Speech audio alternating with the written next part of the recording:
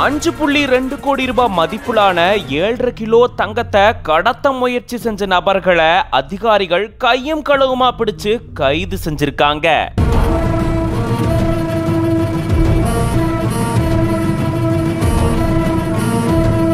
அதிகாரிகளுக்கு சென்னை வரதா தகவல் வந்ததை தெரிஞ்சுக்கிட்ட கடத்தல்காரர்கள் பெங்களூருக்கு போன நிலையில பெங்களூர்லயே அதிகாரிகள் கையும் களவுமா பிடிச்சிருக்காங்க.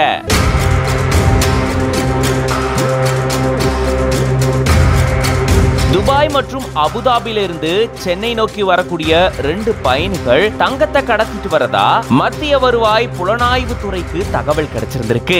இந்த நிலையில தான் அந்த 2 நபர்களும் தங்களுடைய டிக்கெட்டை ரத்து செஞ்சுட்டு பெங்களூருக்கு பயணம் செஞ்சிருக்கிறது தெரிய வந்திருக்கு. சென்னையை சேர்ந்தவங்க பெங்களூர் எதுக்கு போகணும் அப்படின்னு சொல்லி சென்னையில இருந்து மத்திய வருவாய் புலனாய்வு பிரிவு அதிகாரிகள் அங்க போயிருந்திருக்காங்க. பெங்களூர் விமான நிலையத்துக்கு வந்த அந்த 2 பயணிகளையும் அதிகாரிகள் கையும் களவுமா பிடிச்சு விசாரணை செஞ்சதுல அவங்க கிட்ட 7.5 கிலோ அளவிலான தங்கம் இருந்ததாகவும் இதனுடைய மதிப்பு 5.2 கோடி ரூபாய் அப்படின்றதும் தெரிய வந்திருக்கு. மேலும் தங்களுடைய ஆடை உள்ளாடைக்குள்ள இத மறைச்சு எடுத்துட்டு வந்திருக்கிறதும் தெரிய வந்திருக்கு. அதை தொடர்ந்து அவங்க கிட்ட மேற்கொண்ட விசாரணையில பெங்களூரு விமான நிலையத்து பக்கத்துல நட்சத்திர விடுதியில 4 நபர்கள் தங்கியிருந்ததாகவும் அவங்களுக்காக தான் இந்த 2 பேரும் தங்கத்தை கடத்திட்டு வந்திருக்கிறது தெரிய வந்திருக்கு. துபாய் அபுதாபியில இருந்து இவங்க குருவிகளாக செயல்பட்டதா கூறப்படுது. தங்கத்தை உரிய நபர்கள் கிட்ட ஒப்படைச்சிட்டு அங்கிருந்து கார் மூலமா இவங்க சென்னை திரும்ப இருந்ததாகவும் கூறப்படுது. இவங்க சொன்ன விடுதியில தங்கியிருந்த 4 நபர்கள் உட்பட